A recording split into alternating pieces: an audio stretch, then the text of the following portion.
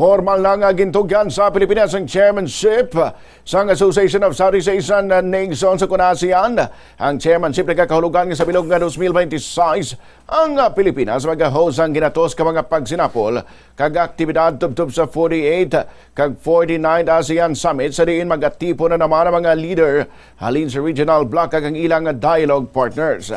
Magluwas sa hosting, ang ASEAN Chairman mo ang may katungdanan nga mag-giya kag mag-control sang regional discussion sa bilog nga tuig.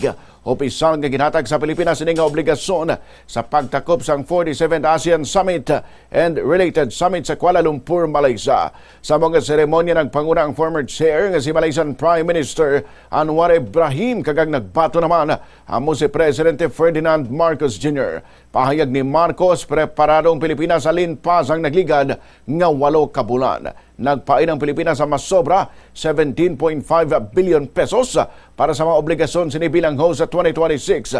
Magluwas pa sa 5.4 billion pesos nga ginpain sini isang 2025 sa preparasyon para lamang sa ASEAN Chairmanship. Our goal is not to diverge from past chairships, but to build upon the collective work of our predecessors. As we pledge our sustained commitment as chair, we likewise hope our vision will be shared amongst all ASEAN member states, the Secretariat, and all our external partners.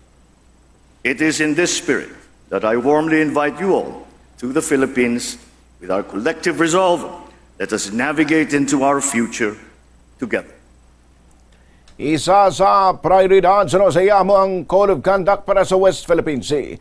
Matandaan nga nagpahayag anay ang Department of Foreign Affairs nga nagsugtanay ang ASEAN member states kagang China nga tapuson ang nasabit nga Code of Conduct sa 2026. Pahayag ni Marcos na galaom sa nga ma-finalize na ginini sa 2026. Kag kung matapos na, imbitaron si Chinese President Xi Jinping sa Manila para nga makapirma ini.